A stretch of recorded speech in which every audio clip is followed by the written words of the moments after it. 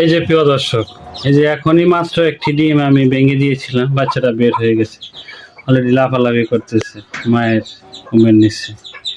আর একটা আছে, এটা আমি ওই জন্য তো পারতেছি না, হাঁসটার জন্য খুবই করতেছে। এই যে এই ডিমটা, এই ডিমটা, এই ডিমটা